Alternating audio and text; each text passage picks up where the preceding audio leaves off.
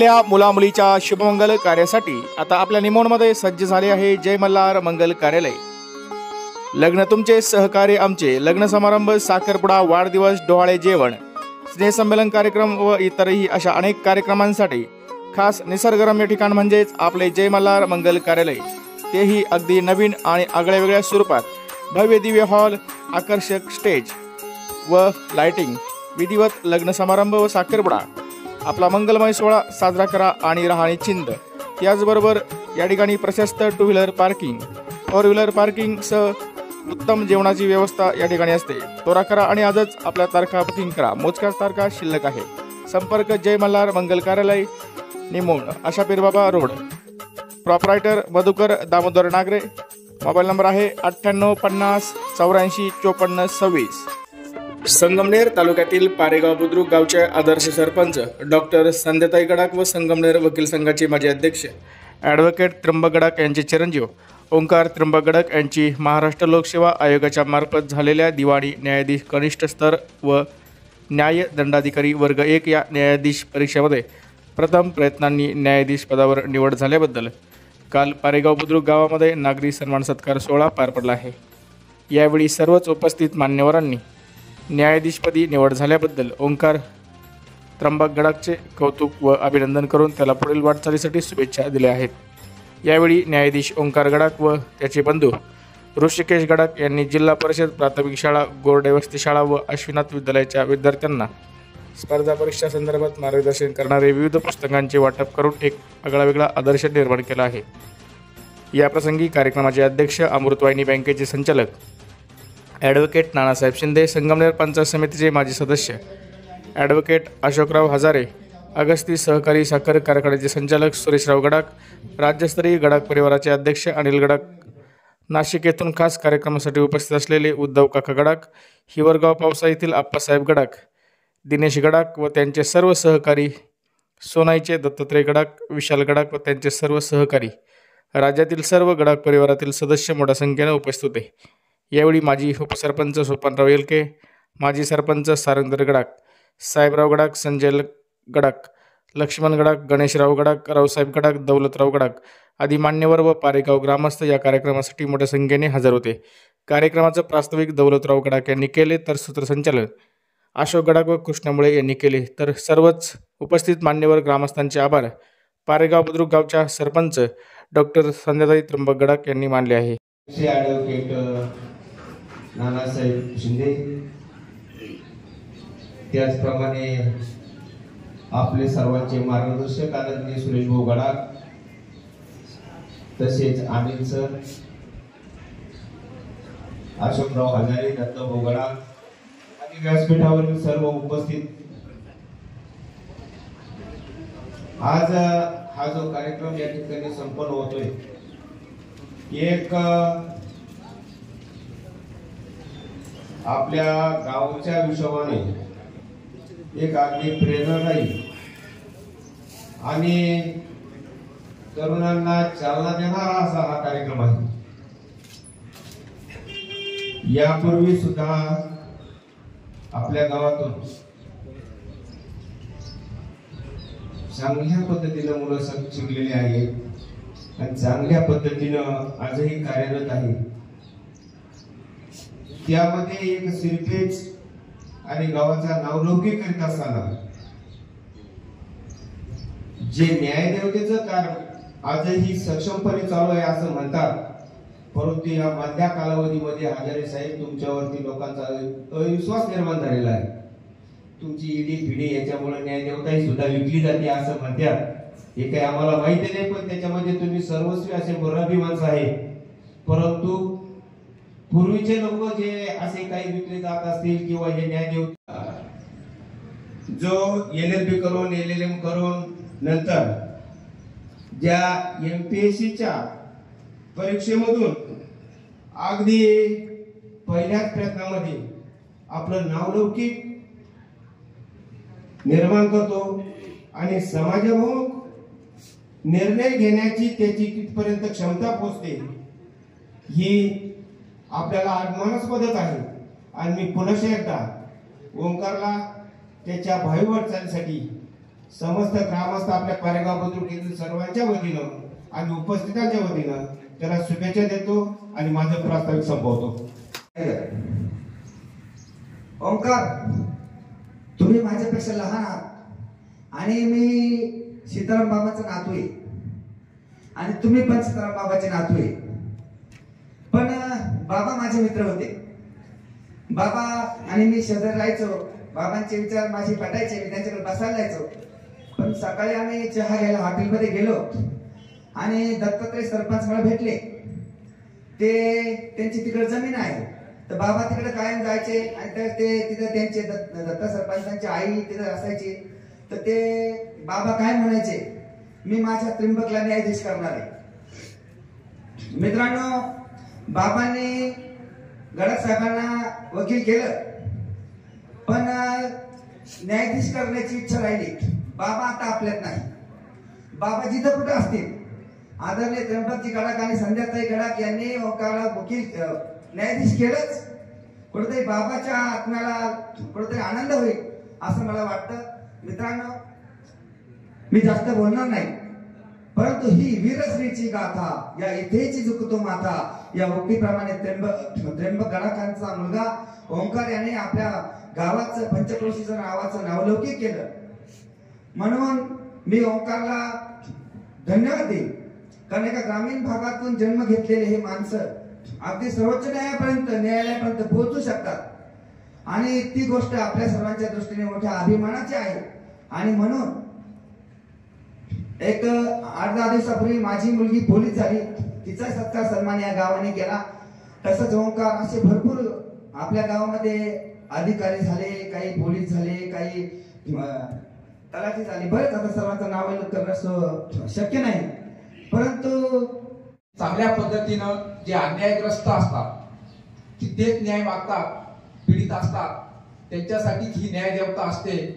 आणि या न्यायदेवतेचं चांगल्या पद्धतीनं काम ओंकारच्या हातून घडो आणि तो सर्वोच्च पदापर्यंत पोहोचो अशी माझी अपेक्षा आहे. आणि दुसरी गोष्ट अशी आहे, माझं बी एक दावा आता कोर्टात चालू आहे. त्याचे वकीलपत्र आपले त्रिंबकरावजी गडाख साहेबांकडेच आहे. पण गेली 5 तारखा झाल्या साहेब. मी आमच्या हिवरगाव पावसा आपल्या सर्वांच्या वतीने विनंती करतो, सूचना करतो आणि हिवरगाव पावसा समस्त ग्रामस्थ गडाख परिवार यांच्या वतीने मी त्यांच्या ओंकारच्या पुढील कार्यासाठी शुभेच्छा देतो. थांबतो. जय महाराज. ॲडव्होकेट ओंकार गडाख आणि खऱ्या अर्थानं सत्कार मूर्ती ॲडव्होकेट त्र्यंबकराव गडाख म्हणलं तरी वावगं होणार नाही. या ठिकाणी माझ्या अगोदर वक्ते बोललेले आहेत.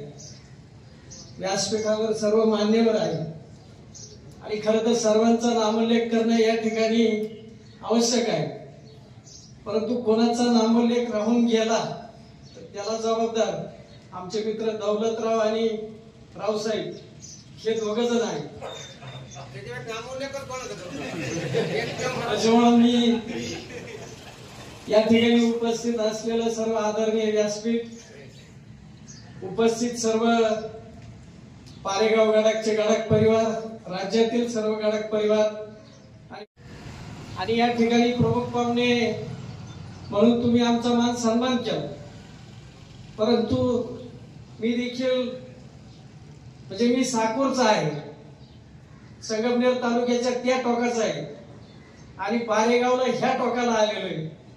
याचं कारण नानासाहेब शिंदे, त्र्यंबकराव गडाख, सुनील गेठे, बाबा ओळ आम्ही जे काही त्यावेळी वकिलीमध्ये एकत्र आलो आणि तेव्हापासून आमची एक कौटुंबिक जडणघडण झाली.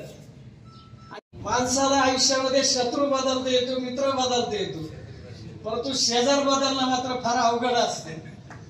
आणि मी भाग्यवान आहे की इतका सुसंस्कृत शेजार हा मला त्या ठिकाणी मिळाला आहे. तो ओंकारच्या सत्काराचा आहे.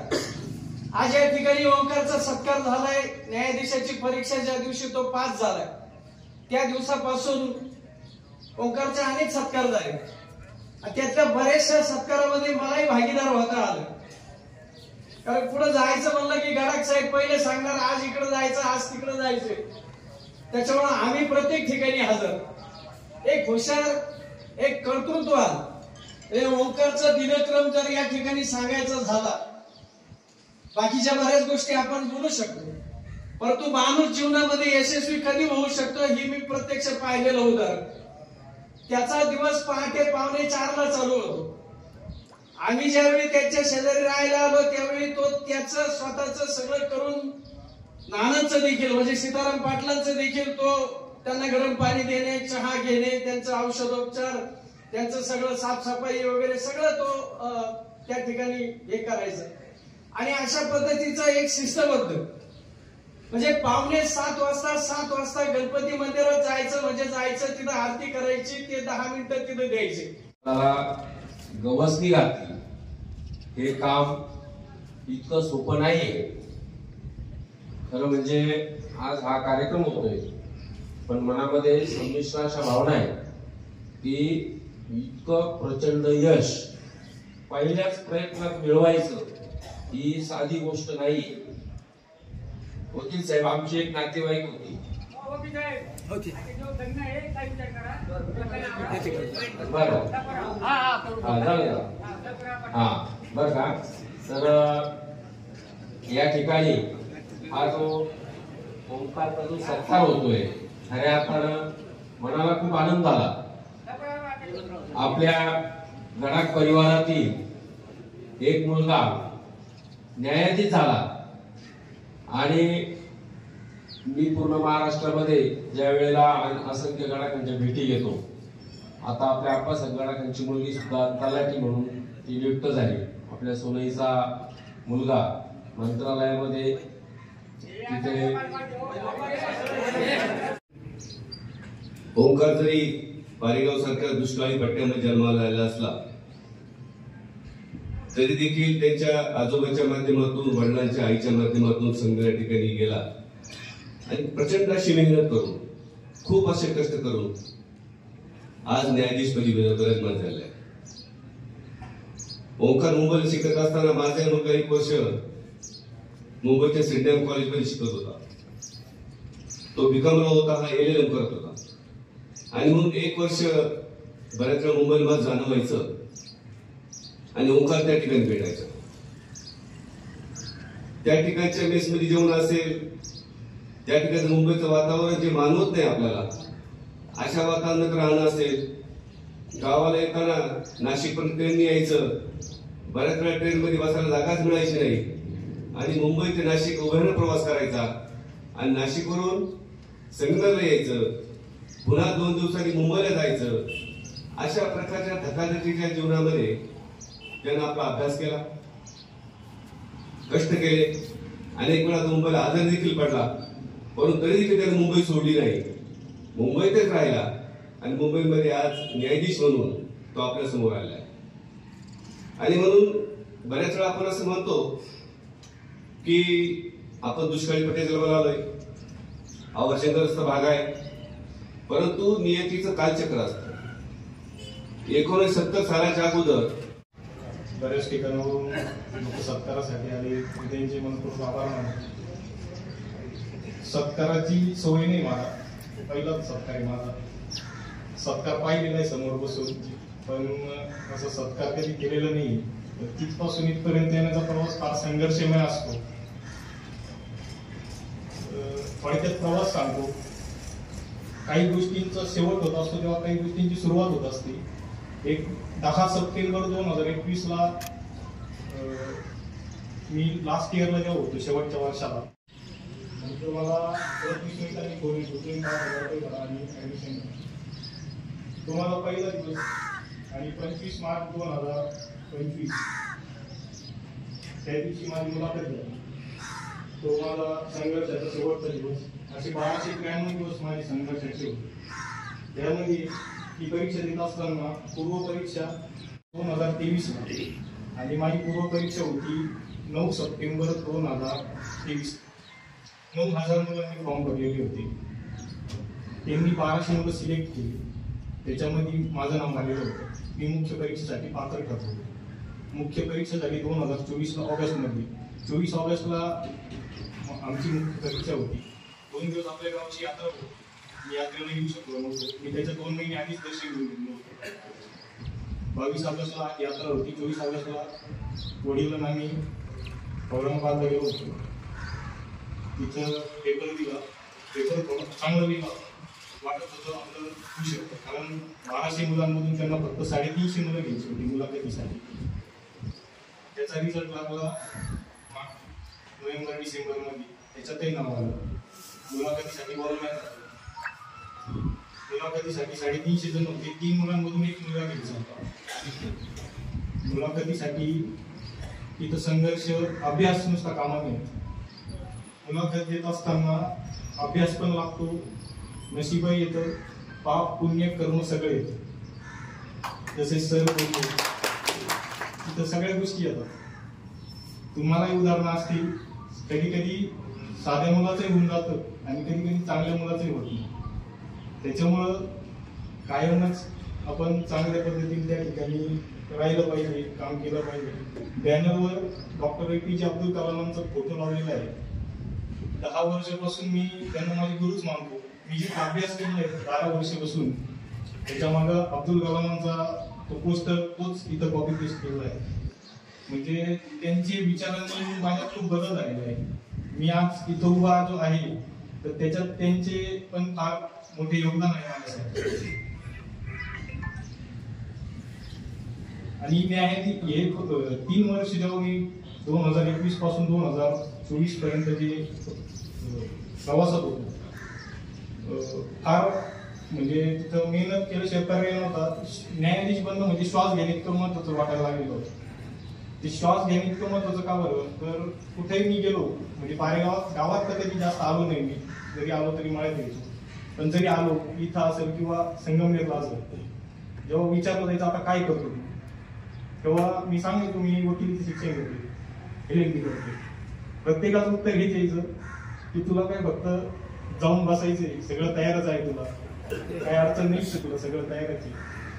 पण खरं सांगतो गेल्या 10 वर्षात कधी दिवसाचे स्वप्न तरी आपल्या हातात असता पाहिजे. रात्रीच्या स्वप्नात पण कधी आलं नाही की मी त्यांच्या वडिलांच्या ऑफिसमध्ये खुर्ची टाकून बसलेलोय, कधी आलंच नाही. ते एवढं महत्वाचं होतं कारण आमच्या 2 पिढ्या आहेत. म्हणजे आता सीताराम बाबा असतील, पाडेगावात त्यांनी त्यांचं सगळं शून्यातून निर्माण केलं. 95-96 ला आमचे वडील तिकडे आले, त्यांनी आतापर्यंत जे काय केलं सगळे शून्यातून निर्माण केलं. तर मग मी आयत्या पीठावर राहायला कसं काय उडू शकतो. मला एवढं माहिती होतं तर मला जे करायचं ते स्वतःच करणं. मी असं डायरेक्ट ऑफिसला जाऊन बसणं आणि हेच पुढे चालू ठेवणं हा विचार मला पटतच नव्हता. तो आयुष्य म्हणजे असून नसल्यासारखंच होतं. त्याच्यामुळे ते श्वास घेणे इतकं महत्वाचं होतं माझ्यासाठी न्यायाधीश. आणि प्रथम प्रयत्नात बनणं जास्त गरजेचं वाटत होतं. कारण आणि त्याच्यासाठी काही प्रयत्न करण्याची तयारी होती. कारण एकदा आत्मविश्वास जर ढासळून आला नंतर कधी संधी भेटल नाही भेटल काही सांगता येत नाही. त्याच्यामुळं कधी अपयश येऊ नये याच्यासाठी खूप प्रयत्न केले. पूर्वपरीक्षेच्या 45 दिवस आधी पूर्वपरीक्षेत MCQ असतात. 1 प्रश्न असतो, 4 प्रश्न त्यावर पर्याय असतात. तर 45 दिवस आधी 7,500 MCQ सोडवले. 7,500 MCQ सोडवले. ह्या हेतूने सोडवले होते की असा एकही प्रश्न नाही पाहिजे जो आपण सोडवलेला नाही 45 दिवस आधी. आणि त्याचा फायदा झाला मला. मुख्य परीक्षेला सुद्धा जवळजवळ 26 पेपर सोडवले होते. 13 सिव्हिलचे सोडवले होते, 13 क्रिमिनलचे सोडवले होते. त्याच्यामध्ये जे जजमेंट असतात म्हणजे कोर्ट जे निकाल देत असतात ते पण विचारत असतात पेपरमध्ये. ते पण जवळजवळ 20 लिहिलेली होती. आणि निबंध लिहायचे असतात 800 शब्दामध्ये, ते जवळजवळ 30 लिहिलेली होती. म्हणजे काही करून याच्यात हरलो नाही पाहिजे याच्यासाठी काही करण्याची क्षमता होती. त्याच्यामुळे सकाळी बिना गजराची जाग येत होती. सकाळी 4:30 दिवस चालू व्हायचा, संध्याकाळी 7-10 संपायचा. आणि दिवसभरात साधारणतः 9 ते 10 तास अभ्यास डेली होतच होता. त्याच्यामध्ये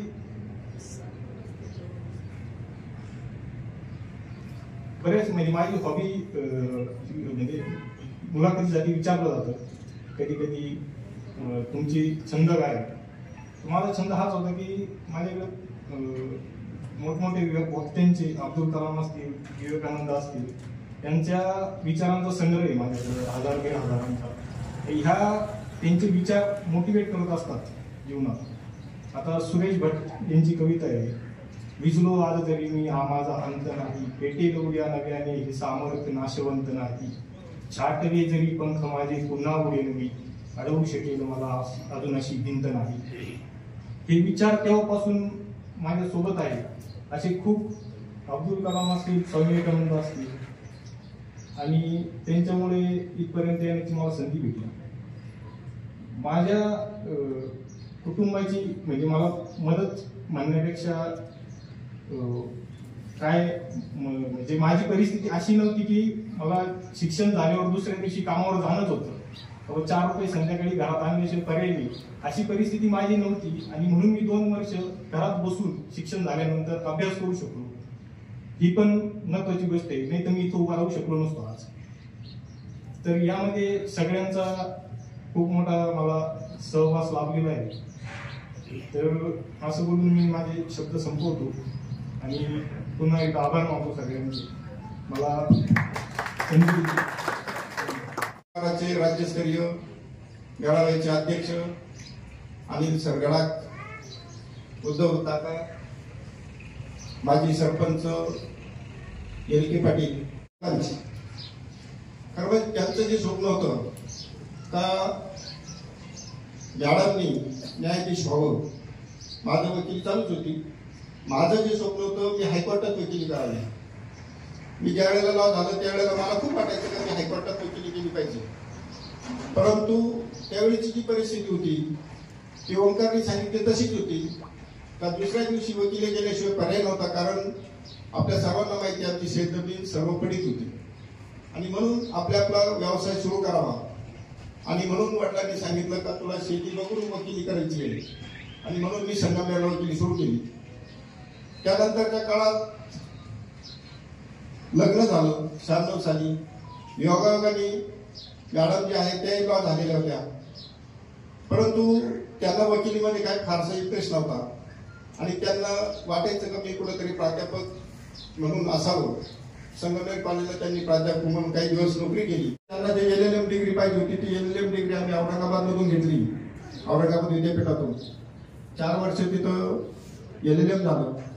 त्याच्यानंतर पुढे क्रायटेरिया शिक्षणाचा परत बदलला, सेट नेट पाहिजे किंवा PhD पाहिजे. मग PhD साठी परत जळगाव विद्यापीठात रजिस्ट्रेशन केलं आणि तिथं PhD 2014ला त्यांचं झालं. 14ला PhD झालं म्हणजे शिक्षण त्यांनी संपवलं असं नाही, अजूनही त्यांचं शिक्षण चालूच आहे. वेगवेगळे कोर्स आले का ते अजूनही करतात, ऑनलाईन करतात. त्यांचं शिक्षण हे आजही, शिक्षणाची गरज नाही परंतु तरी शिक्षण हे चालू आहे. कारण शिक्षण हेच पुढची कुटुंब, पुढची पिढी ठरवणार किंवा घडवणार असतं.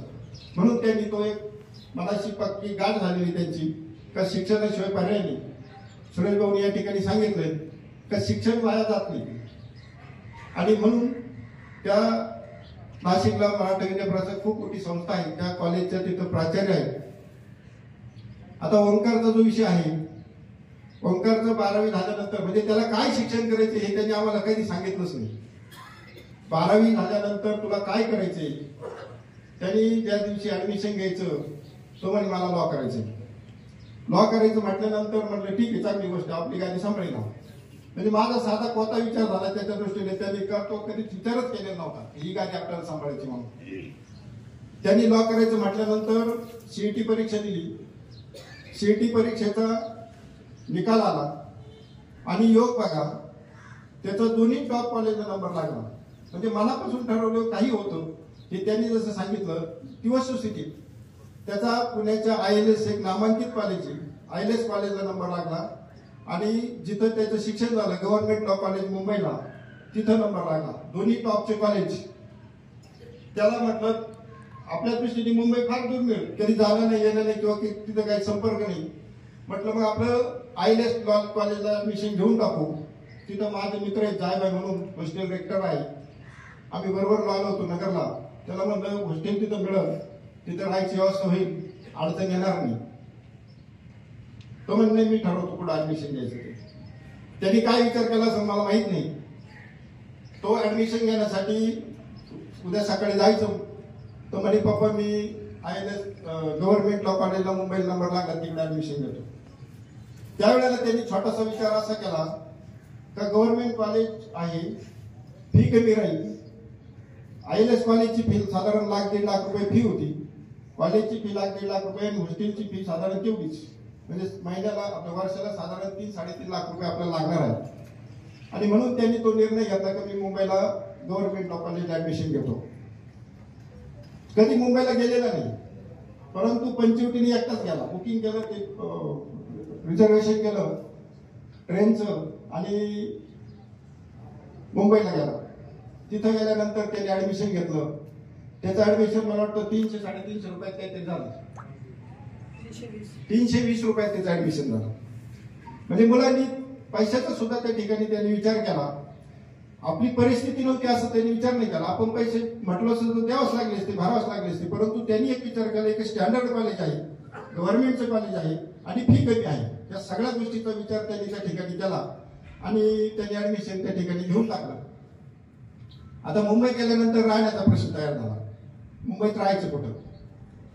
गव्हर्नमेंटचं हॉस्टेल जे होतं तिथं मेरिटनुसार तिथं ऍडमिशन व्हायचे आणि जागा लिमिटेड होत्या.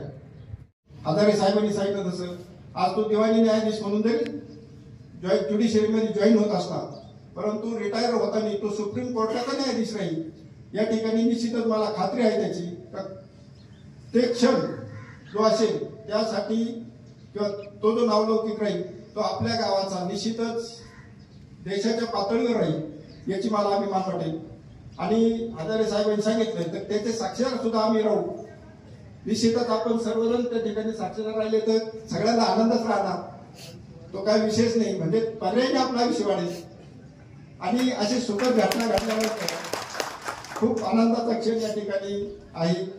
आपण सर्वजण या ठिकाणी आलात, त्याचे विचार ऐकले, त्याचा सत्कार केला, त्याचा सन्मान केला, आलेल्या पाहुण्यांचा ठिकाणी सन्मान केला. त्याबद्दल मी आपल्या या ठिकाणी कुटुंब म्हणून आपले सर्वांचे आभार मानतो.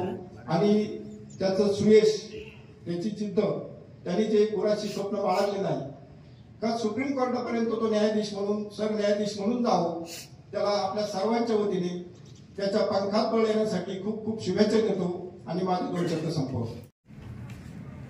आपल्या गावचे सुपुत्र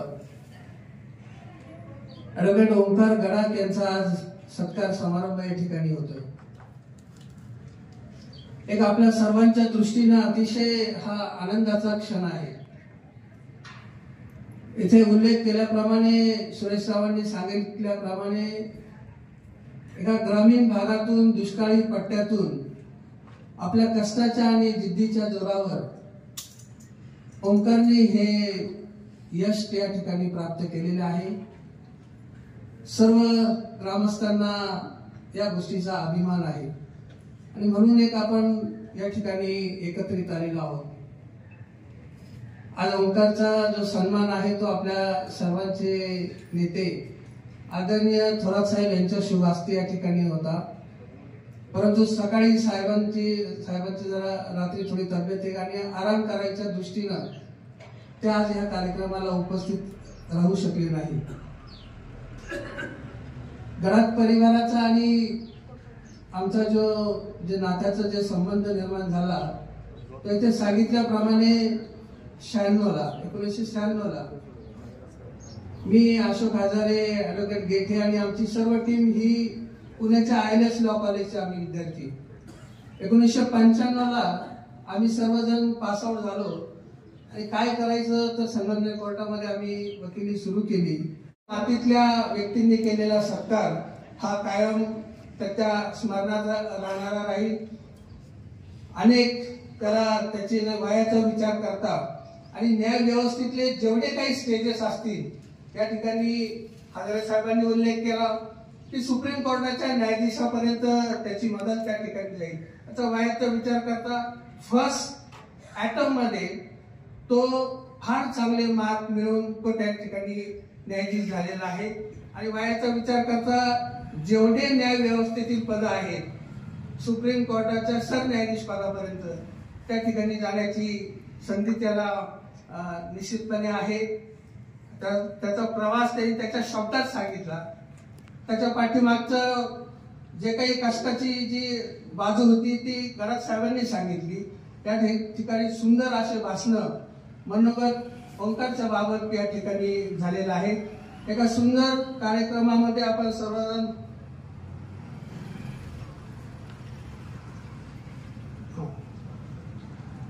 आपले माजी मंत्री नामदार शंकरराव गडाख साहेब सोनई यांनी सुद्धा ओंकारचा सत्कार समारंभ सोनईमध्ये ठेवलेला आहे असं संयोजकाच्या वतीने या ठिकाणी सांगण्यात आलेलं आहे। एक सुंदर असा कार्यक्रम आपण या ठिकाणी आयोजित केला। आपण सर्वजण ओंकारला त्याच्या भावी जीवनाकरता आणि न्याय व्यवस्थेतील त्याच्या सर्व वाटचाली करता मनापासून शुभेच्छा देऊया। मी आमच्या शिंदे परिवाराच्या वतीनं, संगमनेर तालुका आणि अमृत उद्योग समूहाच्या वतीनं आपल्या सर्वांचे मार्गदर्शक लोकनेते नामदार बाळासाहेब थोरातसाहेब यांच्या वतीनं आणि आपल्या सर्वांच्या वतीनं ओंकारला शुभेच्छा देऊयात।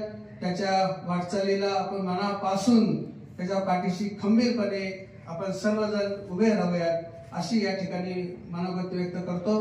आपल्या ग्रामस्थांचं आभार मानते आणि ह्या कार्यक्रमासाठी प्रमुख अतिथी म्हणून उपस्थित असलेले हिवरगाव पावसाचे अप्पासाहेब गडाख, अकोलाचे उद्योगपती सुरेश दादा गडाख, नंतर देवपूरवरून आलेले सर्व गडाख परिवार, सर्वात प्रथम अनिल गडाख सर की ज्यांनी हा गडाख परिवार एकत्र आणला आणि त्यांच्याच माध्यमातून आज अनेक गडाख परिवार आज इथं उपस्थित राहिले आहेत। त्यामुळे आज गडाख अनिल गडाख सर यांचे मी आभार मानते। साहेबराव गडाख, एल के पाटील आणि हा कार्यक्रम घडवून आणलेले दौलतभाऊ गडाख, मुळे सर आणि सर्व आमचे ग्रामपंचायत सदस्य सर्वांचं मनपूर्वक आभार मानते आणि हा कार्यक्रम संपला असं